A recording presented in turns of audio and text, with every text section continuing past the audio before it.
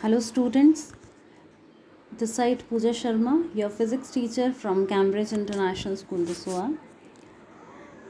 I'm back with your next video of physics, and today we are going to begin with the next chapter, that is force and motion. About motion you have a bit clarity. Today we are going to basically focus on to force. So let's get started. We are going to do the introductory portion of force today, some of which you have already covered in your previous class, but we are going to revise that and then we are going to proceed on with the next one.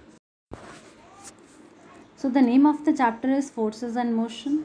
When we read the name, we have first question in the mind is what is force? So generally you know that force is a push or pull, or we can say that force is a quantity, a physical quantity which will bring change in the object. Fine. That can be any kind of change in its speed, in its direction, but it will bring a change. And generally what we say about forces, that it is a push or a pull. Fine, because basically the change is brought because of this push and pull only. Now if you look into this picture, we can either push an object, we can even pull an object. Okay, and for both these things what we require is force.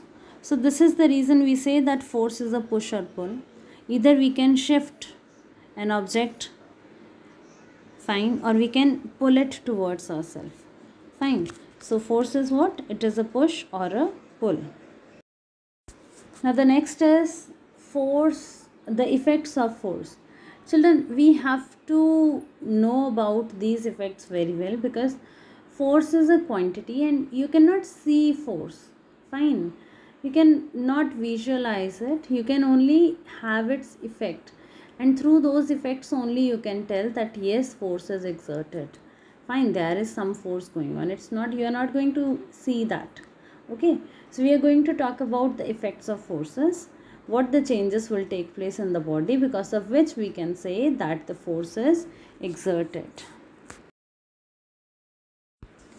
Now, if you look into this picture carefully, you will observe that a person applies some force onto a can and the shape of the can changes.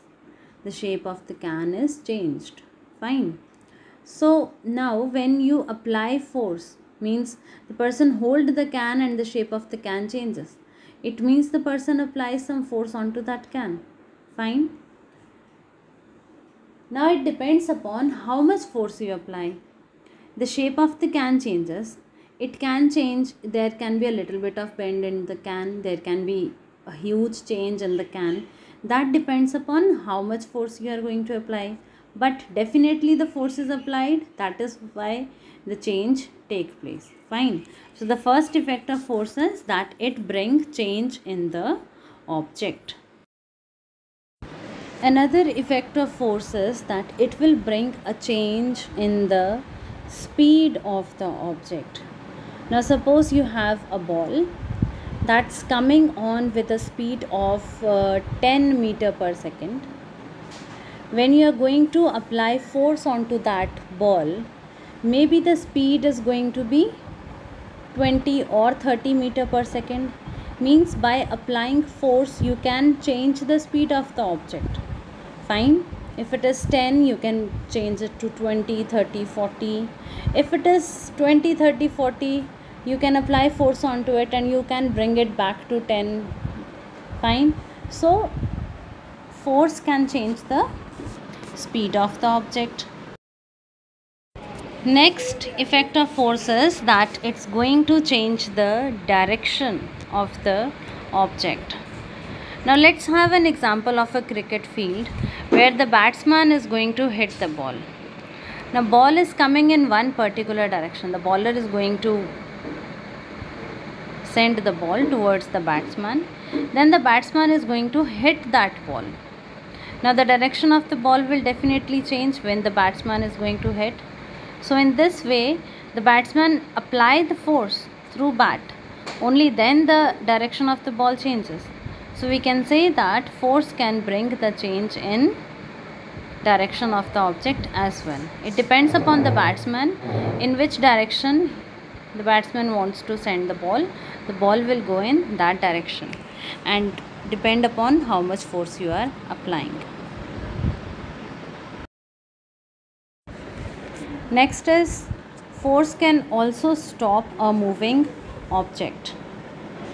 Stops a moving object means if something is coming towards you, you apply force onto that object, it may stop. For example, a fielder is there. When the ball comes toward fielder apply force and the ball stops. So it means you can also stop the ball by applying the force. Another effect of force is it makes the stationary object move. The way it's going to stop the moving object. Similarly, if object is stationary at rest, we can also bring it to motion. We have done in the previous example that a ball is coming. When the fielder applies the ball, it will stop. Now suppose the ball is at rest, still somewhere. When you kick the ball, it will comes to motion. So when you kick the ball, you change the state of the ball from state of rest to state of motion. Fine. So we can say that force can bring the change in the object. It can change from motion to rest. It can change the object from rest to motion. Now children, we are going to have some facts about force. The first one is its unit. The force is measured in newtons. Like we can say how much force you applied onto an object. We say it will be 5 Newton, it will be 7 Newton, 10 Newton. So the unit of force is Newton as per the name of the scientist. Fine. Newton. And we denote it by capital N. Remember this, that these are case sensitive. You have to write as per what is the unit. Fine. If you write small n, that will not be accepted. The unit will be written as capital N, or you can completely write Newton. Fine. So the unit of force is Newton. Depending upon its unit, we can say that which person apply more force. Suppose one person apply a force of 2 Newton on an object, second person apply a force of 50 Newton on an object. So somebody asks you that whose force is more. So you will say 50 Newton is more. Fine. Second is it always act in pairs. Act in pairs means you apply force onto some other object. Fine. So one is you and one is the object. So there are two things. Fine. So it act in pair. Third is it cannot be seen, but only its effect can be felt. I made this concept already clear to you through a lot of examples, that you have different effects of force, and because of that only you can say that there is force. Because of that effect only you can say that yes, force is there. Fine. Because force itself is not visible, only you can have its effect. And the last one is to measure force. We use a device, we use an instrument, and the name of that instrument is spring balance. The diagram of spring balance I have already shown you. In school we are going to do the practical with this as well. So this is the topic for today, force and the effects of force. Let's recap it once again, revise it once again. First we have done what is force. It is a push or a pull. Another way we can say it is a physical quantity which brings some change in the object. Fine. It cannot be felt, only its effect is visible. Fine. We are not able to see force, we can only see its effect, and because of which we can judge that force is there or not.